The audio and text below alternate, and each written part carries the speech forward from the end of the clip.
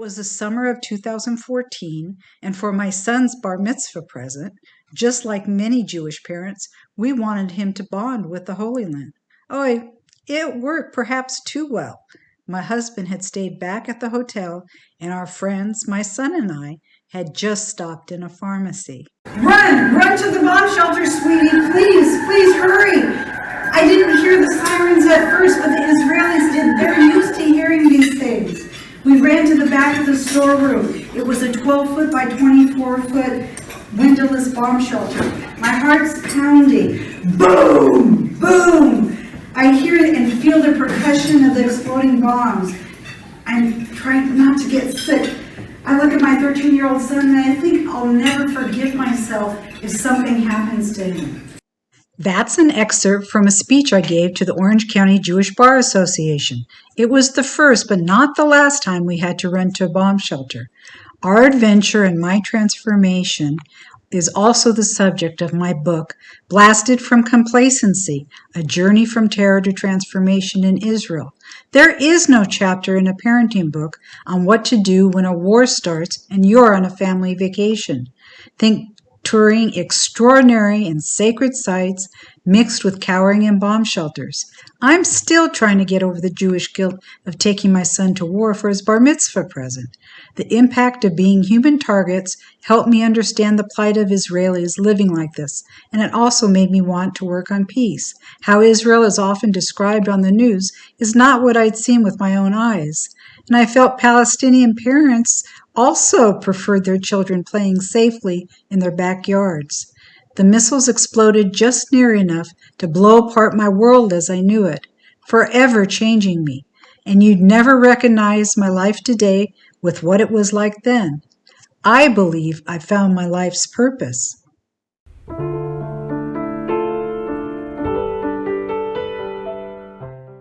Hello, I'm Penny S.T., and I'm the host of Peace with Penny. Today we'll be speaking with Dr. Norbert Goldfield, founder and executive director of Healing Across the Divides, or HATD.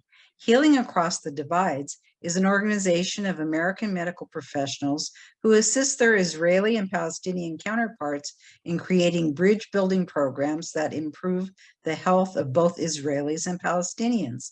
Established 17 years ago, their mission is to measurably improve the health of marginalized people living in the Palestinian Territories and Israel via community-based intervention.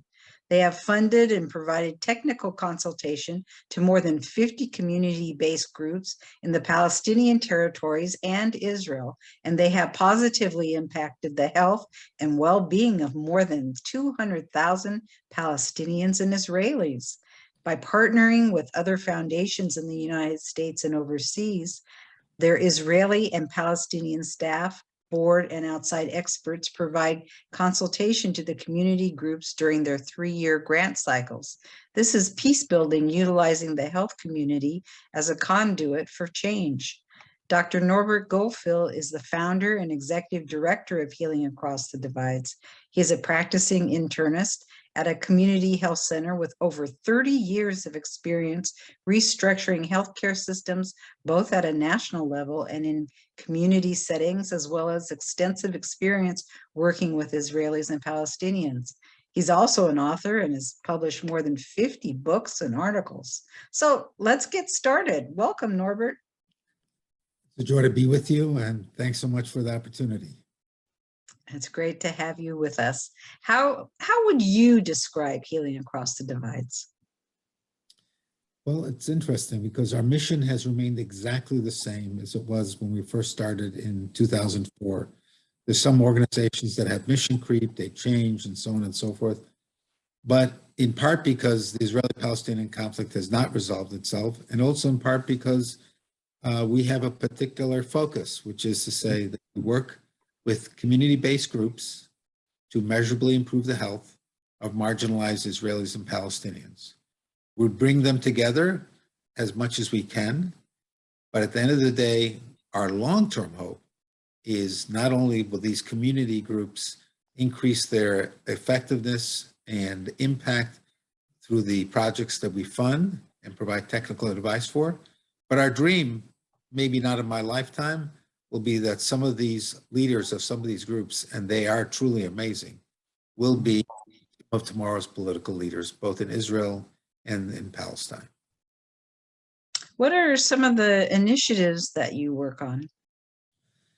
So why don't we just start with what we're currently doing? You know, in Israel, we're funding a joint farm, which seems like not really related to health, but in fact it is directly related to health because the outcome that we're looking at is improved nutrition. It's a joint farm between Israeli Bedouin and Israeli Jews in the southern part of Israel. We have another initiative working with African refugee asylum seekers.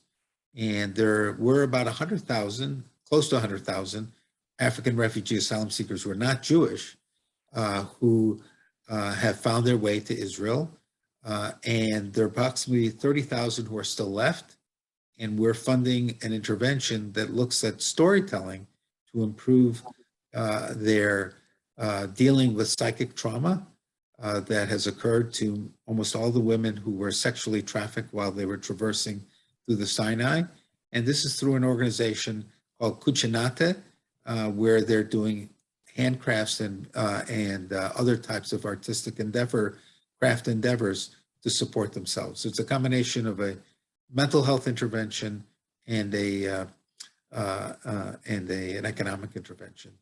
A second example of the work that we're doing in Israel is a project that we're just finishing up, actually, working with an organization that's looking at childhood safety, where they're working with the communities to improve the childhood safety in the home. So we're looking particularly in domestic accidents that occur in the home.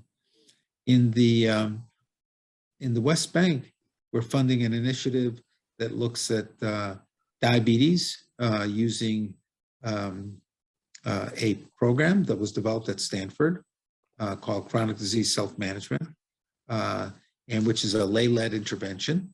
So that's one example. Another example is a program that's occurring in one of the refugee camps called Kalandia. That's just starting. A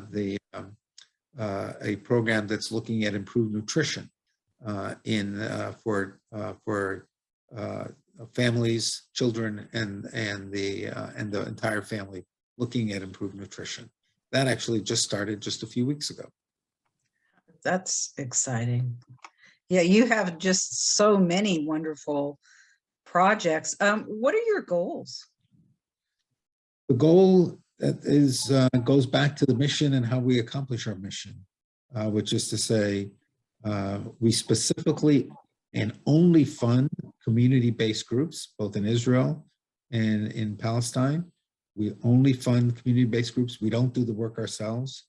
And secondly, what we clearly want to accomplish at a minimum is measurable improvement in health for the people that are served by these community groups. And then, as I indicated, we have much bigger dreams as we hope that as I indicated, that even if it doesn't happen in my lifetime, certainly some of the leaders of some of these groups are just amazing. And I know that some of them could easily be some of tomorrow's political leaders. So how many grants do you give, and about how much are they? Sure. So we anywhere between 6 to 10 grants, which range from anywhere from $10,000 to $50,000 per year for 3 years. And they're 3-year grant cycles. The idea is in the first year, they kind of test out what they're trying to accomplish. Then if it works, the second year is to go full throttle and really try to implement it. And the third year is to continue it while they start to work with us and others to try to see about possibly getting some additional funds, because these are 3-year grants. Awesome. Before we go much further, I wanted to show a clip some of your work to get a better understanding of the terrific projects that HATD supports. So why don't we take a look at that? In 2019, HATD funded its first project in Gaza. Diabetes Palestine utilizes the evidence-based chronic disease self-management program, a comprehensive approach developed at Stanford University to help young people with type 1 diabetes. Like the first point that I wanted to say about the program is the teamwork that we had.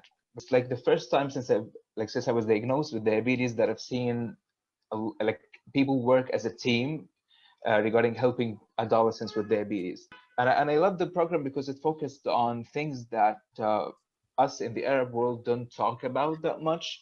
When we talk about the psychosocial aspect of diabetes, when we talk about like your mental health, people in the Arab world or like here in the Middle East don't talk about those things that much. It's only about what you eat. It's only about how much you exercise.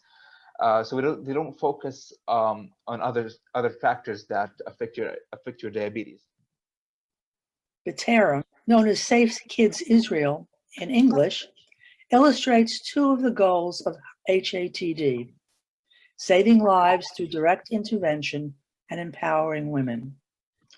Working to decrease rates of child accidents and fatalities, which are especially high in Arab and Jewish Orthodox communities. In the village of Turan, which is a low-income Israeli Arab community, our grantee, B'Terem, trained local senior women to remedy in-home problems in child safety. The initiative examined the effectiveness of a home visit intervention program, providing an evidence-based child safety intervention. For example, once trained, a grandmother would do an audit in a home looking at possible danger points for children. The fact that grandmothers were the ones teaching families about what they can do to reduce childhood injuries, accompanied by the appreciation of the population, generated a lot of pride and respect in the village. The program was extremely successful. These efforts garnered B'Terem 2 prizes in recognition of the accomplishments of this initiative: the 2018 Israeli Minister of Welfare Award, and the second prize for excellence in home safety at the 2017 Safe Kids Worldwide Childhood Injury Prevention Convention. The next video is of Whitehill Farms, a project of HATD that brings together Jews and Bedouin Arabs in neighboring communities in the Negev. The goals for this project are to improve health, raise awareness around nutrition and the environment, and coexistence. The Whitehill Farm, here the first slide shows you, this was a piece of desert that the municipality, it was a dream that our Bedouin neighbors and Jews from Yerucham had for about 5 years now. That we started discussing the possibility of having a place where we could raise vegetables and connect with each other and learn about healthy lifestyles, but also connecting to nature and responsibility for the desert that we love and share. These are just some of the pictures of the life at the farm, where what we decided when we saw that it was very, very difficult for cultural and logistic reasons to bring women, for instance, Jewish and Bedouin women at the same time to the farm to promote family plots. We brought kindergarten children with the idea that at the early ages, if we break down stereotypes and create opportunities for getting to know each other and also teach about healthy lifestyles, it can affect also the parents and the families. And just to show you cauliflower, zucchini, tomatoes, all of the signs of the vegetables are in Arabic and Hebrew. These are pictures that Hisham sent me of shakshuka and healthy breakfast with cauliflower and tomato casseroles and things like that. And all of the pita is with whole wheat flour. The story of the farm and the communities of Yerucham and Rachma working together was picked up by Israeli television. Here is the program. This small farm on the outskirts of Yerucham is a perfect example of the coexistence between the two settlements. We can see Jewish and Bedouin children playing together and sharing different experiences. Before the coronavirus pandemic, people from Yerucham arrived here 3 times a week. There is also a joint robotic class for Rachme and Yerucham, and there are many other activities. The children enjoy it a lot. This initiative has a great value from different aspects: educational, environmental, and also political. It brings us together with our neighbors, connect us to the earth, and also add some educational values which our children don't get in school. What attracted me to Yerucham was that it's like a microcosm of Israeli society, and it's a place where what I see is the real Israel, where you're not in an Anglo bubble or a circle of people who are similar to you, but it's a place where you meet Israel in all its incredible diversity, with the challenges, and also with incredible people who are really trying to figure out how to live together in the best way possible. Well, that's really terrific programs that you have.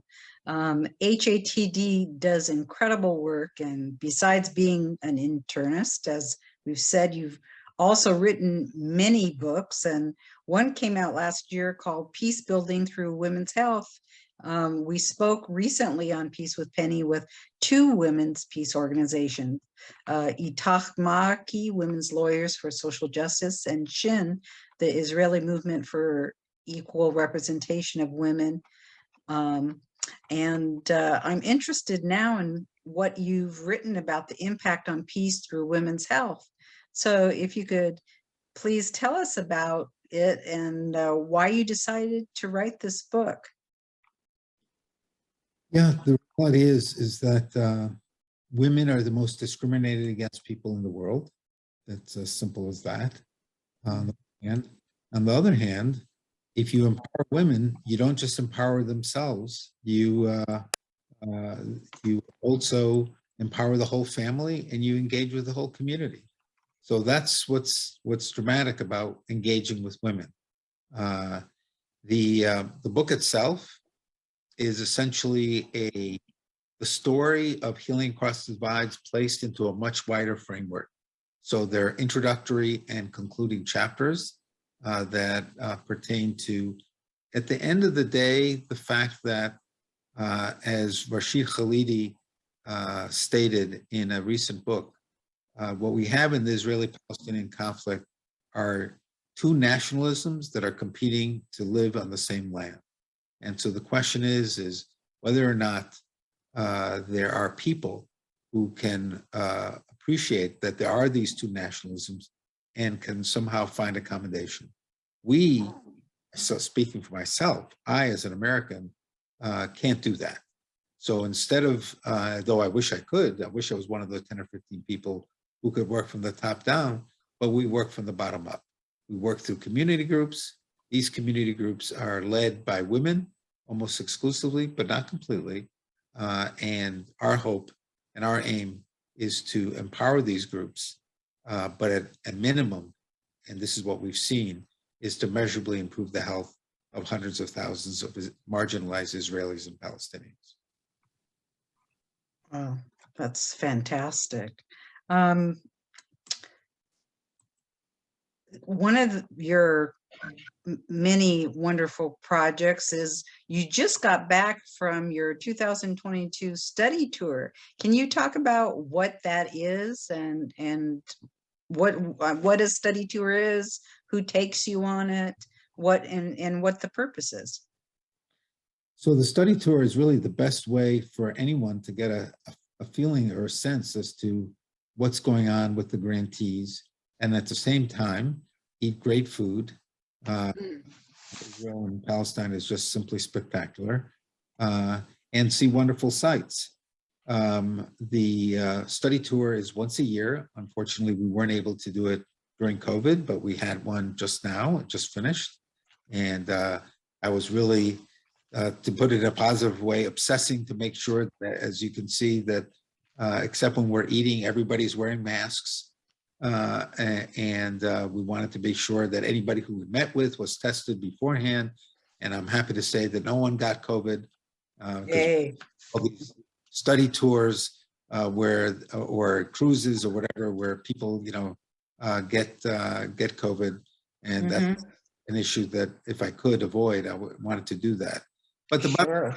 that the study tour, in addition to seeing grantees, in addition to everything else I mentioned, it's what's called a dual narrative study tour, which is to say there's an Israeli guide and a Palestinian guide. And this is done in under the auspices of a wonderful tour operator called Mejdi, M-E-J rather, B-I, Mejdi Tours.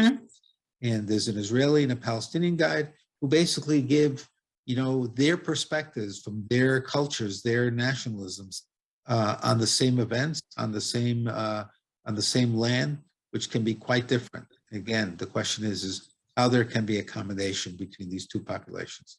So that's what you get a really clear sense of. And we spend time in Israel. We spend time all over the West Bank, all over Israel. And people come away seeing amazing people and feeling good in their stomach and having seen amazing sights. And who's going on these tours? So the people from all over the United States, most recently, for example, we had people from Texas, Indiana, Maryland, Massachusetts. Some are health professionals, some are not. Some have never been to the region, some have been many times. And I can say that some of the people who have been many times, for example, to Israel, have come on 2 of the study tours because clearly we have new grantees to showcase each time. So it's a whole range of people with a whole range of backgrounds and a whole range of interests, but who at a minimum are curious and are interested in trying to understand what's going on in a conflict, which is one of the longest running conflicts in the world today. And are they from different religions as well? Yeah, good point, good question.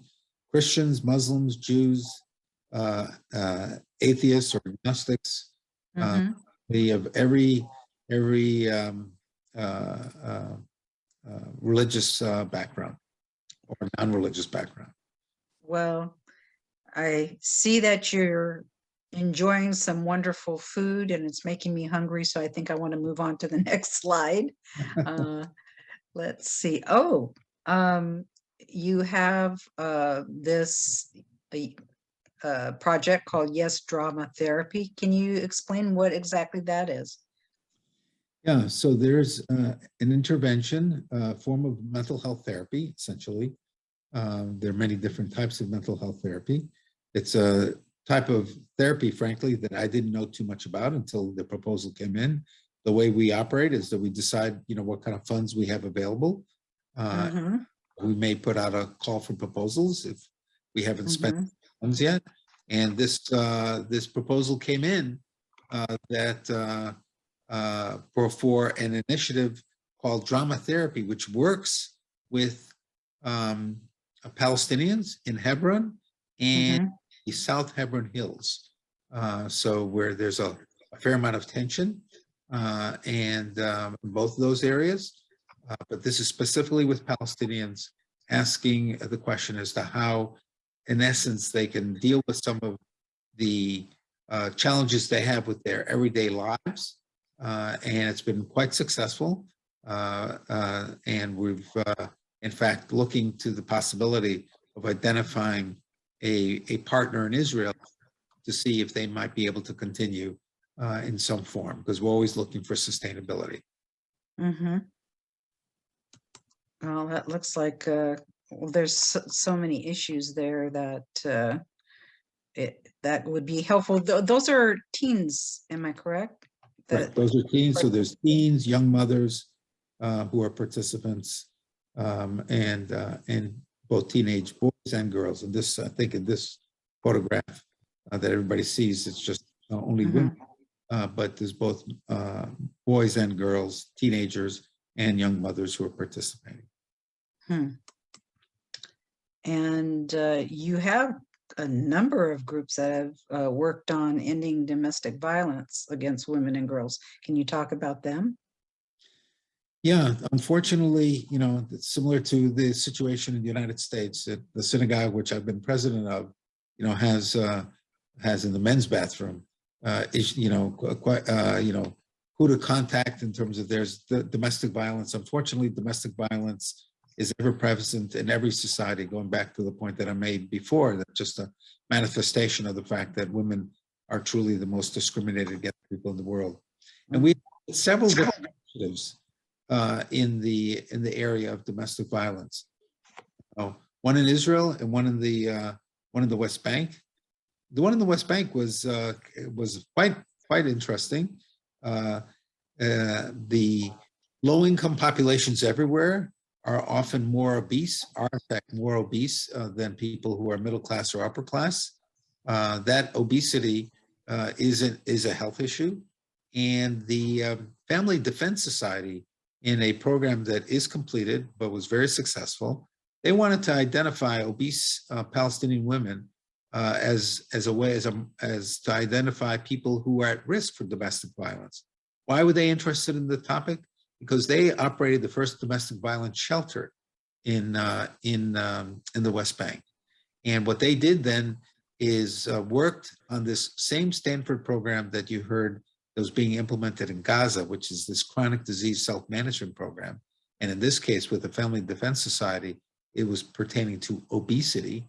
And what they did was they worked with women on obesity and then identified women who are at the same time at risk for domestic violence as one form of intervention. Is there some kind of correlation between obesity and domestic violence? That's a good question. It's not so much the correlation between the two, but oftentimes people who are obese, there's a correlation between that and depression. Not always, I want to emphasize. I'll be seeing patients all day tomorrow as an internist. So some individuals who are obese have a propensity towards depression. And the question is why are they depressed? And to identify those women who may have elements or aspects of either physical or psychological abuse.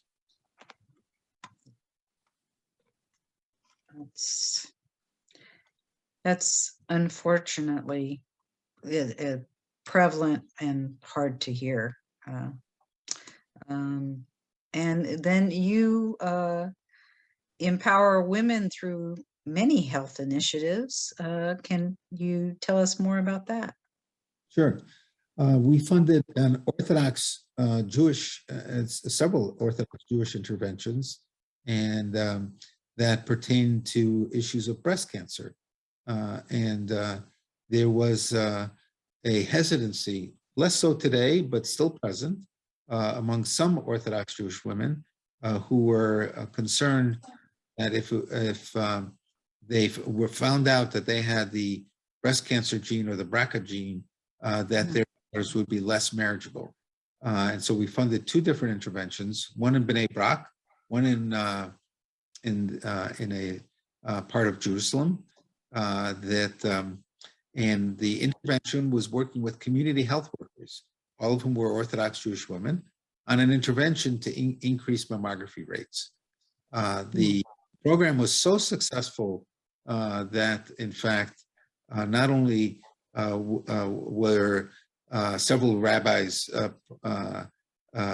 promulgated edicts saying that women should participate and should be engaged, not only with the community health workers who are Orthodox Jewish women very satisfied with the work, but in fact, two of the managed organizations and the Israeli healthcare system is very much operated through managed care organizations. Two of the main managed care organizations adopted the program.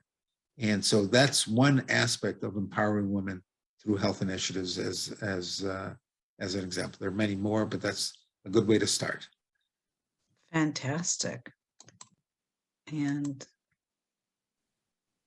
here we have, it's very interesting, the African refugee asylum seekers. That's a whole issue and a half, I think, in Israel. Can you talk about the population, the culture, and how they're received, and what you try to help them with? Yeah, so this is a group of approximately initially about 80,000 Black Africans from Eritrea, Sudan, Ethiopia, who are fleeing either the genocide in Darfur or incredibly repressive regimes in either Ethiopia or Eritrea. And they were told that if they made it to Israel, that they could somehow get out of their very difficult situation. Unfortunately, the situation was not that simple in Israel. Virtually no one in Israel who is an African refugee asylum seeker has received political asylum, just less than 10, in fact. But Wow. Why is that? Well, the reality is the state of Israel does not want these African refugee asylum seekers to be integrated into Israeli society. They're not Jewish. They are extremely discriminated against. They are in many ways the most discriminated against people in Israel. The approximately 50,000 have received resettled in Canada, the US, and the European Union, but there's still about 30,000 left. And Healing Across Divides has always funded over the last few years at least one program pertaining to African refugee asylum seekers. I myself am a child of Holocaust survivors, and there's a wonderful photograph that I have in my home, which I can simply describe, of 10 individuals, 5 Holocaust survivors interlocking arms with 5 refugee asylum seekers. And unfortunately, the refugee asylum seekers in Israel are extremely and extremely discriminated against. But the bottom line is that we continue to support at least one program. The most recent program that we're supporting is an organization called Kuchinate that works with economic empowerment of women. Again, another aspect of empowering women. Clearly, economic needs are important. There's also psychic trauma that these women have experienced, with a large percentage of them having been sexually trafficked in the Sinai on their way to Israel. They have their own difficulties of all sorts of challenges within Israel, and the intervention that we're funding with Kuchinate is a combination of storytelling and partly the economic empowerment, which is through making of crafts and art. It seems like you've got quite a cross-section of cultures that you work with. Can you talk about the different ones that you work with? I think we've worked with virtually every culture in the region.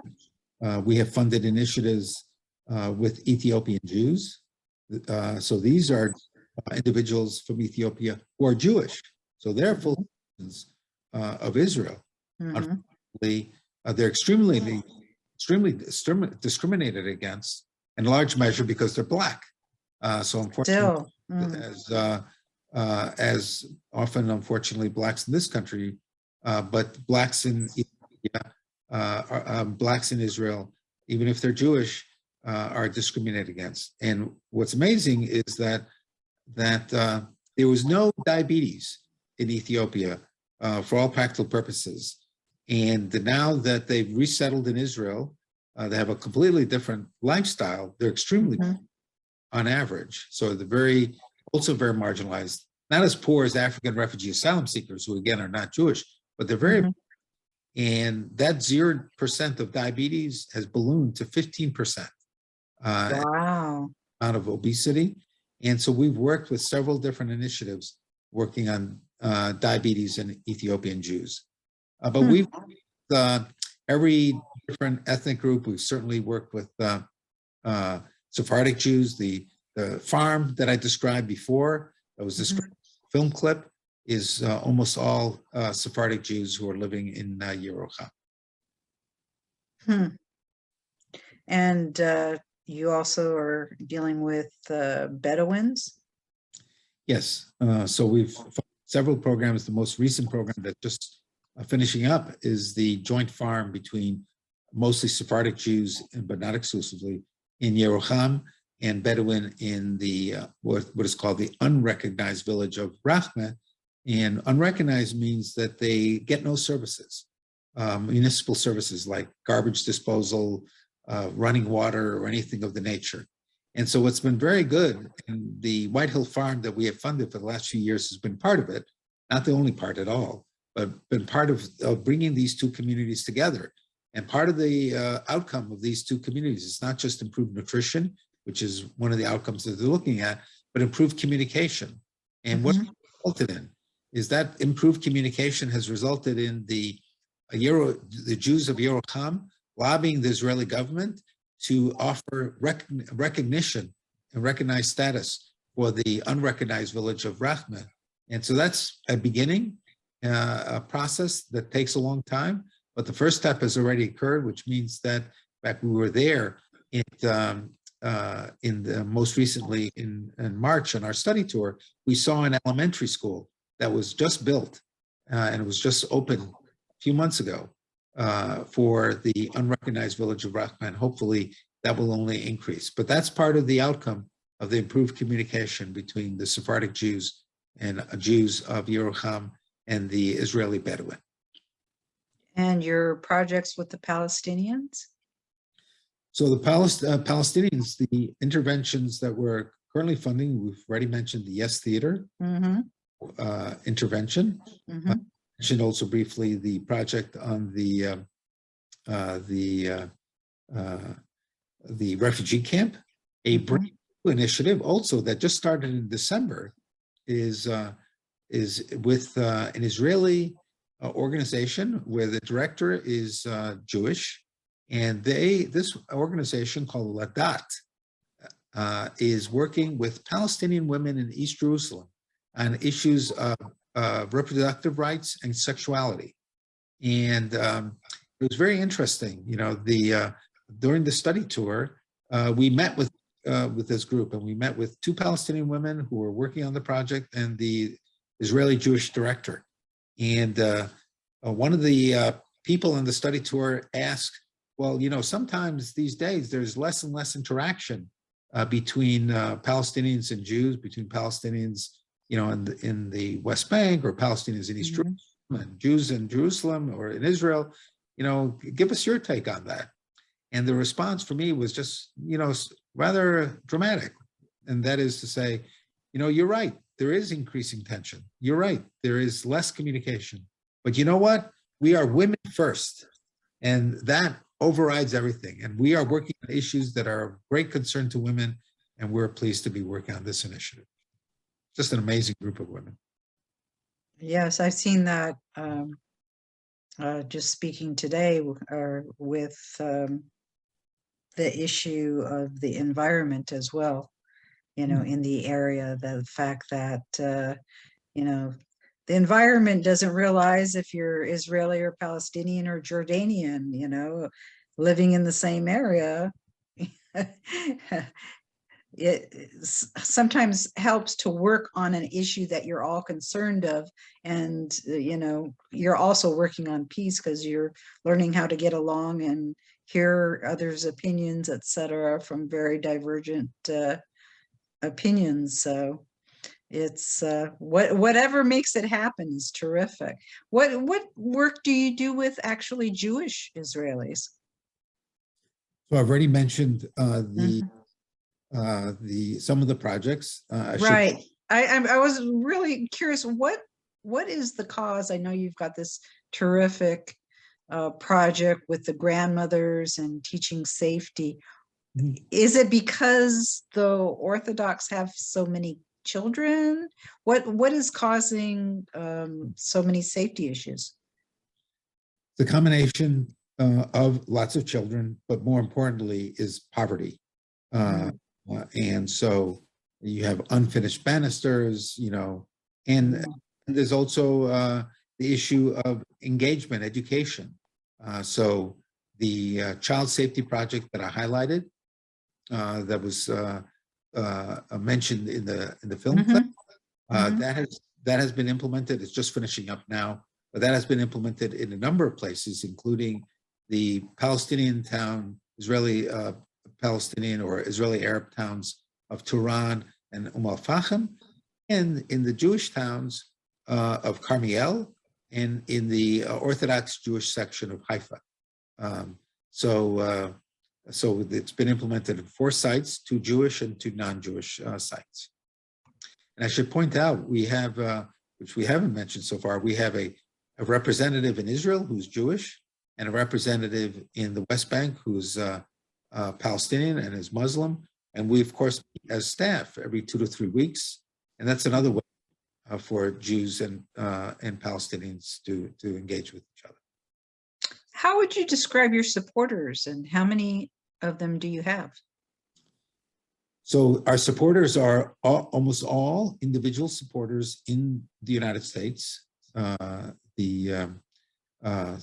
the United States, we have hundreds of supporters from all over the United States, from New York City to Los Angeles, from Seattle to Florida, but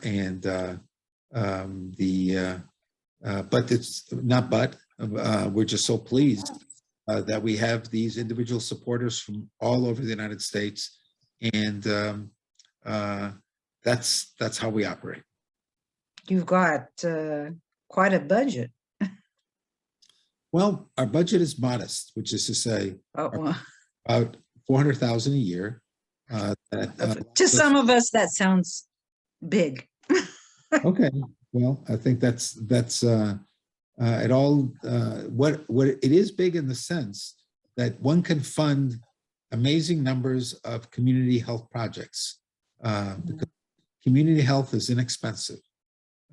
So that's what you really can do. And we believe in health. We believe that community health, working from the bottom up, is an important part of peace building, but that also leads to measurable improvement in health and is inexpensive. So what did COVID do to your programs? Depends on the program. Some of them just flourished. So for example, we, in the film clip, you saw the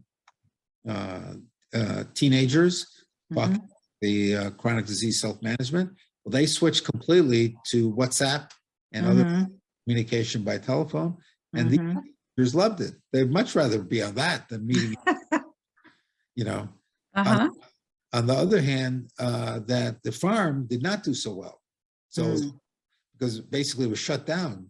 You couldn't, you know, the Israeli Jews and the Israeli Arabs together, there'd be different waves of COVID hitting different populations at different times. So it really depends on the initiative. I'd say on average, most of them did just fine, but my own style is to be transparent. Most of them, but some, such as the program with the farm, it's definitely not easy at all. So because many Israelis or Palestinians don't speak each other's languages, how do you deal with that?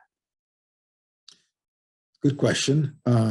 So that what I find is that certainly the leaders in Israel of the initiatives, whether they be Israeli, Arab, or Palestinian, and the Jewish, they all speak Hebrew.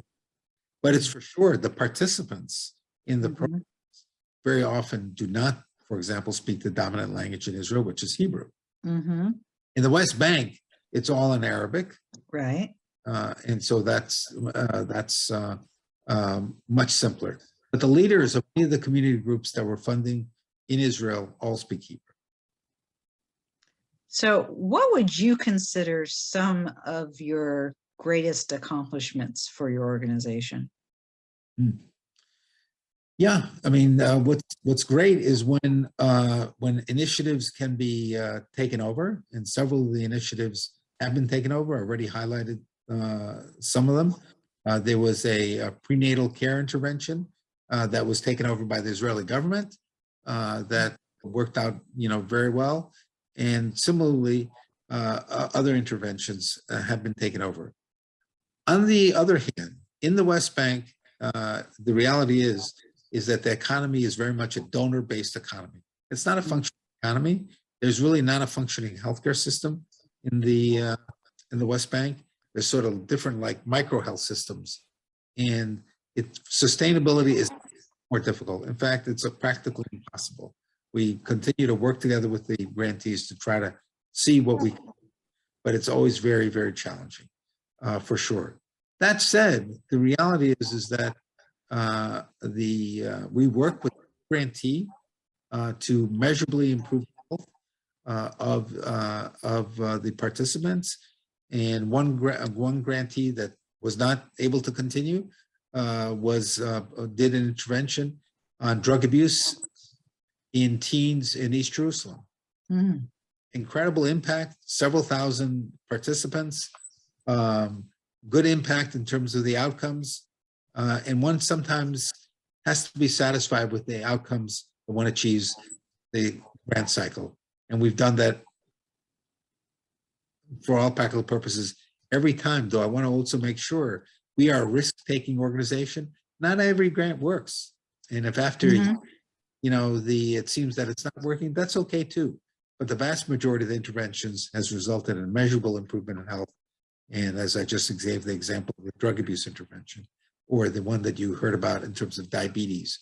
And you've done a lot of work with HIV and AIDS too, correct? Yeah, yes. So there's an initiative that we did with African refugee asylum seekers on HIV in Israel. A significant issue, significant problem. Excuse me. Labriut, or bless you. And that was a very successful intervention, but again, very challenging because African refugee asylum seekers, as I've already pointed out, are not able to get healthcare services like Israeli citizens are. And so this is a much more hit and miss as to what kind of medication could be provided, almost always second-tier medication for HIV. But there was a whole intervention that was quite successful to try to engage from a sense of well-being and a sense of change in behavior. I had read in various documents that you've provided training and technical support valued at over $600,000 to your community groups you work with. That's fabulous. What type of training and technical support? So the biggest area that we work with is is one of two. Number one is the evaluations themselves. So when the Defense Society that I highlighted before made their proposal on issues of obesity, we said, why not consider this chronic disease self-management program as an opportunity? And not only did they think that that was a great idea, we then worked with them to identify the instruments, the evaluation tools that they would utilize. Or take the example that I spoke about just a minute ago about drug abuse for teens in East Jerusalem. The organization was a strong organization, a good organization. They were going to implement a program called DARE, which was basically a program that was shown to not only not decrease drug use, but actually increase drug use. Really? And so it's not a validated program, but we said, look, you're a good organization. Let's work together and identify an approach. And we had access to some of the best experts in the world on drug abuse. They identified a program called Unplugged that has been translated and validated in Arabic. And we're able to get a hold of the one person who was trained in Unplugged, who was an Egyptian psychiatrist who was living in Dubai at the time. And he did the training by Skype. This was 10 years ago. So wow. Our work is both to identify a great organization, to give them a grant, to help them identify the best way to approach what they want to accomplish, to evaluate it. And both of our representatives in Israel and in Palestine are also available to do management consulting on any issues that come up from a management perspective. Well, I know you're scientists, or your background is in science and you like stats and all that, but do you have any stories about, people that you've worked with and how you've helped them? I would say so many, that's what's amazing, but let me just give you one. I was doing training. I'm a master trainer in this program called Chronic Disease Self-Management at Stanford, and by a colleague named Professor Kate Lord. And I was doing training of a new group in the West Bank. And so I do not speak Arabic. I was working with the English language version. They were working with the Arabic language version. And a very part of this training, it's a very intensive training, is they start teaching very quickly. And there was a woman who was very clearly an amazing teacher. I could see it. And I started to talk with her through a translator. And she speaks English, so she understands quite a bit. And never worked in her life, but wanted to, somehow had heard about this and was working through this community group. And then what happened is not only did she become trained in chronic disease self-management, she began to work with another community group. They put a proposal, and this was her first job.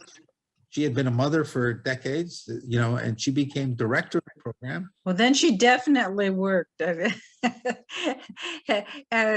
would say most people have worked very hard all their lives. They don't always get paid for it, though. Absolutely, good point, and I appreciate it. But she was not outside the home. Yes, this was her first job outside the home, and she was just an amazing person and was so engaged with the work, so appreciative of the work, and very much part of the new leadership that, as far as I'm concerned, is the kind of leadership that I think both Israel and Palestine, certainly can benefit from. Well, I always like to talk to the people that I interview about what got them interested in these endeavors. I know you have a fascinating personal story, even from the time you were born, etc. So let's start there. Where were you born? I was born in Florence, Italy. I speak Italian fluently. My first language was Italian. I'll never forget the day when I came to the United States when I was just over 5, and I was just shocked. I could not speak a word of English, and I was trying to speak to my aunt who could not speak Italian, and so it was definitely a shock to me. But of course, I learned English very fast, and I've lived in the United States since then. But I've gone back to Italy, virtually every year, and I've worked in Italy in a variety of different capacities. So are there very many Italian Jews? There are not a lot of Italian Jews. My mother was a Florentine Jew. My father was an Austrian Jew who, as he said, found himself to be lucky enough to be in Italy during World War II, which was very difficult. And of course, a fair number of the Italian Jews were killed. Wasn't he in a concentration camp of sorts? In Italy, yes, and several, but they were not death camps, but still not a hotel by any stretch of the imagination. A lot of suffering, a lot of malaria, but he survived. And my mother was in hiding in Tuscany. She was from Florence, and they met after the war, and I was born after the war, and then we came to the United States. And lived in the United States, as I said, the rest of my life. I love the United States, but of course, I'm happy to go back to Italy at least once a year. I don't blame you. You speak lots of languages. Can you talk a little bit about that? Well, not as many as I'd like. I do speak Italian, Spanish, a little bit of French, and English. I've gone to Ulpan to learn Hebrew twice, but with my family that I have in Israel, they sort of gave up on trying to speak with me. So look, just speak English. Oops. Yeah. Well, it's, all languages. You have to have somebody to practice them with. So That's right. yeah. So just the fact that you attempted it is fantastic. So why did you found Healing Across the Divides? So I'm one of those people that recognizes that, first of all Americans, whether they know it or not, are involved in the Israeli-Palestinian conflict. Israel is the largest recipient of foreign aid from the United States. Egypt is the second largest recipient of foreign aid. And so all Americans are very much involved in the Israeli-Palestinian conflict. And in addition, I feel as an American and as a Jew that my fate is somehow tied to what's going on in the Israeli-Palestinian conflict. I visited Israel for the first time in 1967 after the 64. I worked at Hadassah Hospital in 1980 for several months when I went over for several months with my wife that I was newly married to. Then I came with both kids. I have a 39-year-old and a 34-year-old now, but we went in 1996 with Jerusalem, and that's when I started working from an internal medicine point of view in the West Bank. And I started thinking about ways, and I've always thought about ways of how I could be engaged in a positive way, in a measurable way, in a concrete way in the Israeli-Palestinian conflict. And as I've already highlighted, even though I wish I was, I'm not one of the 10 or 15 people who could make a difference from the top down. So I work from the bottom up. I work in healthcare. There's no other initiative that works with Israelis and Palestinians. So I founded Healing Across the Divides in 2004, and we're still strong and going, and we're happy to be doing the work that we're doing. It's a fantastic organization, obviously. Really, as your last question, what do you see as the strongest growing medical needs in Israel and in the Palestinian territories that Healing Across the Divides can help with during the next 5 years, say? Right. So the biggest issues that confront, from a community health perspective, that confront Israelis and Palestinians who are marginalized are in many ways the challenges that afflict marginalized people everywhere, except that it's compounded by the fact that there's an ongoing conflict. Certainly we read, those of us who read the local newspapers, in the region, hear about an Israeli or a Palestinian who are killed almost every day. So there's the diseases of poverty are exacerbated by the ongoing conflict. And those are mental health diabetes diseases, cancer, breast cancer, in particular on both sides of the aisle, with rates that are increasing. So it's unfortunately diseases of poverty exacerbated by the diseases of war, and the two fortunately make a soup that is really very challenging, but one that we can rise up to in a modest but concrete way. Yeah, I would imagine the PTSD the whole nation has it, I would think. Depends on certainly numbers that have been identified, certainly as it pertains to the marginalized and the poor on both sides. And unfortunately, that's a situation that exists for the African refugee asylum seekers. It certainly exists for the Palestinians that are being worked with through Yes Theater in both Hebron and in particular the South Hebron Hills.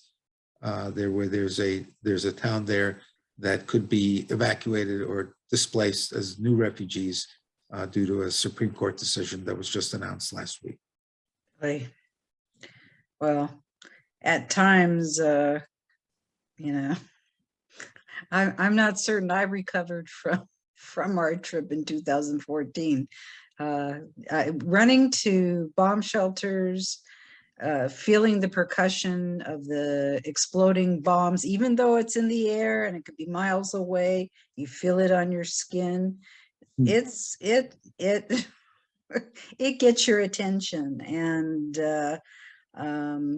it just, I mean, it did something to me for sure. But living with that happening so often, I just can't even imagine what that does to people. Anyway, but thanks so much for your time today, Norbert. It's great to hear about an organization that helps Israelis and Palestinians work together for the health of their communities.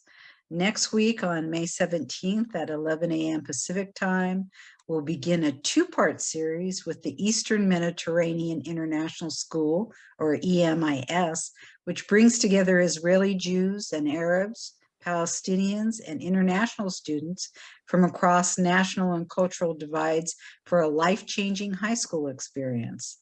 EMIS is a nonprofit founded in 2014 and is home to 190 students. 20% are Israeli Jews and Arab, 20% come from Arab and Muslim nations, and 60% hail from 40 other countries around the world. Each brings their own identity and perspective, and together they weave a colorful tapestry that welcomes difference while finding common ground. Students live and learn together for 2 years in a vibrant community that celebrates pluralism, nurtures entrepreneurship, and fosters outstanding academic skills. As you can see, many people are working very hard to improve the lives of Jewish, Arab, and Palestinian people in the Middle East, promoting cooperation. And Peace with Penny strives to get the word out that there is hope for peace in the region.